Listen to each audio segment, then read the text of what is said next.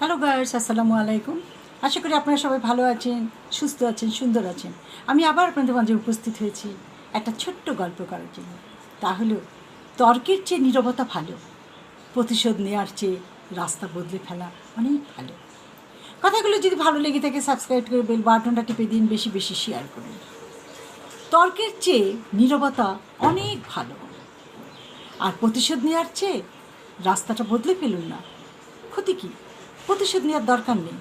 প্রতিশোধ নিতে গেলে পাল্টা প্রতিশোধ নেওয়ার আক্রোশটা বিপরীত পক্ষে হয়ে যায়। আর স্বার্থপর মানুষের পাশে চলার চেয়ে একা চলা অনেক ভালো। স্বার্থপর মানুষরা স্বার্থের খাতিরে আপনার সাথে মিশবে, আপনার চলার পথে চলতে থাকবে। এই স্বার্থপর মানুষের কাছ থেকে সরার জন্য একলা পথে চলেন, একাই চলেন, স্বার্থপর মানুষের সাথে চলেন না। বেইমানি কখনো অপরিচিত মানুষ করে না। একটা অপরিচিত মানুষের সাথে মিশলে সে কিন্তু সহজে বেইমানি করবে না। বেইমানি করবে নিজের লোক, পরিচিত মানুষ, এরাই আপনার সাথে বেইমানি করবে। কম কথা বলা মানুষের চরিত্র হয় ধৈর্যশীল। এরা কাজের চেয়ে কথা অল্প বলে এবং অল্প কথায় অন্যকে বুঝিয়ে দেয়।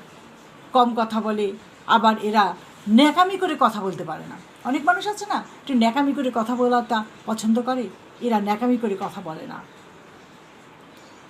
এরা যে কোনো কাজকে মাঝপথে ছেড়ে চলে যায় না।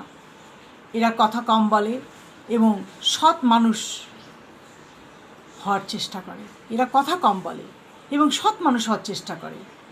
কম কথা বলা মানুষ খুব একটা নিরাশ হয় না। এরা খুব একটা অন্যকে বিরক্ত করে না, অন্যায়কে প্রশ্রয় দেয় না। এরা অন্যের কথা মন দিয়ে শুনে এবং ঠান্ডা মাথায় জবাব দেয়। এরা যে কোনো কাজকে ধৈর্যের সাথে শেষ করার চেষ্টা করে।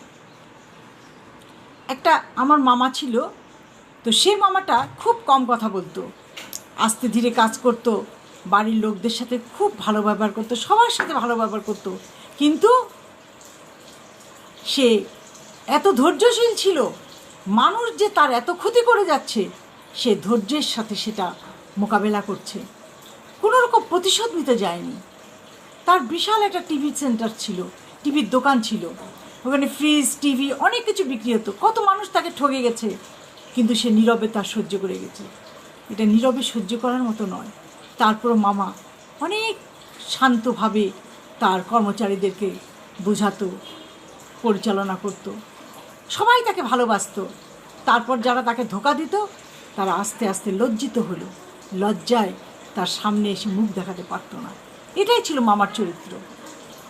আজ এই পর্যন্ত। ভালো থাকেন, সুস্থ থাকেন এবং নিজেদের প্রতি খেয়াল রাখেন। আল্লাহ হাফেজ।